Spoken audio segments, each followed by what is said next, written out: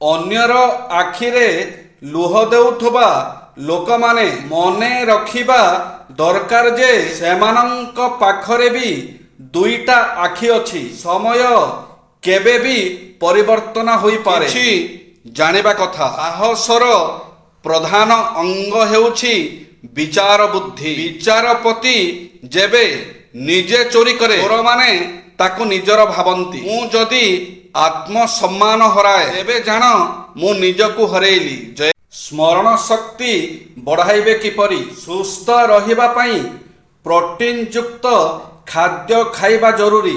ଏହି ଖାଦ୍ୟ ବ୍ୟକ୍ତିକୁ ନିରୋଗ ରଖିବା ପାଇଁ ନିରୋଗ ରଖିବା ସହ ଉଭୟ ଶାରୀରିକ ଓ ମାନସିକ ସ୍ତରରେ ଦୃଢ଼ କରିଥାଏ।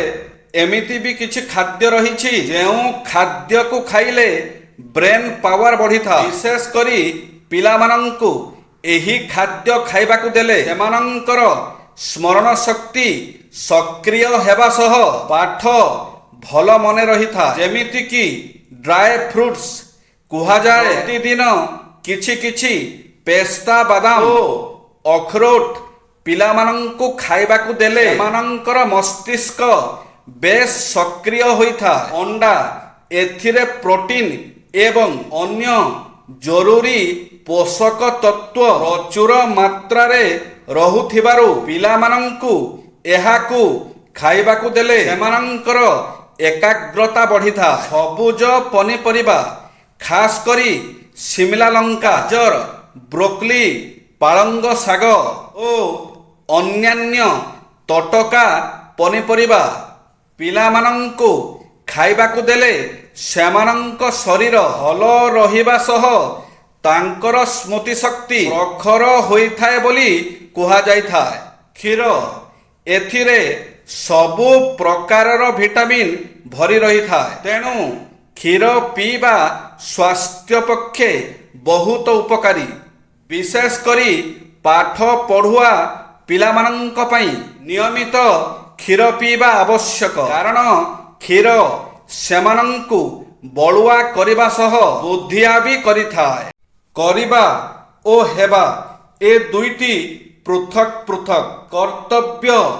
କରିବାର ଅନ୍ତର୍ଗତ ଏବଂ ଫଳ ହେବାର ଅନ୍ତର୍ଗତ।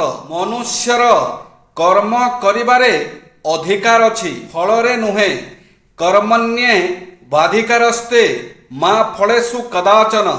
ତାତ୍ପର୍ଯ୍ୟ ହେଲା ହେବା ପ୍ରାରବ୍ଧ ଅନୁସାରେ ଅବଶ୍ୟ ହୁଏ। ସେଥିପାଇଁ ଏମିତି ହେଉ ଓ ଏମିତି ନ ହେଉ ଏପରି ଇଚ୍ଛା କରିବା ଅନୁଚିତ ଏବଂ କରିବାରେ ଶାସ୍ତ୍ର ତଥା ଲୋକମର୍ଯ୍ୟାଦା ଅନୁସାରେ କର୍ତ୍ତବ୍ୟ କର୍ମ କରିବା ଉଚିତ। କରିବା ପୁରୁଷାର୍ଥର ଅଧୀନ ଏବଂ ହେବା ପ୍ରାରବ୍ଧର ଅଧୀନ। ତେଣୁ ମନୁଷ୍ୟ କରିବାରେ ହିଁ ସ୍ୱାଧୀନ ଓ ହେବାରେ ପରାଧୀନ। ମନୁଷ୍ୟର ଉନ୍ନତିର ପ୍ରଧାନ ଉପାୟ ହେଲା କରିବାରେ ସାବଧାନ ଓ ହେବାରେ ପ୍ରସନ୍ନ ରହିବା। ମନେ ରଖ, କେବେ ଭାବିବୁନି ମୁଁ ନୀରବ ଅଛି। ମୁଁ ଖାଲି ସମୟକୁ ଅପେକ୍ଷା କରିଛି। ଖେଳ ଯେଉଁଠୁ ସରିବ ମୁଁ ସେଇଠୁ ଆରମ୍ଭ କରିବି। ଶୁଣିଛି ଅପେକ୍ଷାର ଫଳ ଭାରି ମିଠା। ମଣିଷ କେତେ ଖୁସିରେ ଥାଉନା କାହିଁକି ଏବେ ସିଏ ଏକୁଟିଆ ହେଇଯାଏ। ପ୍ରଥମେ ସେଇ ମଣିଷକୁ ମନେ ପକାଇଥାଏ ଯାହାକୁ ସେ ହୃଦୟରୁ ଭଲ ପାଉଥାଏ। ଜୟ ଶ୍ରୀ ଜଗନ୍ନାଥ।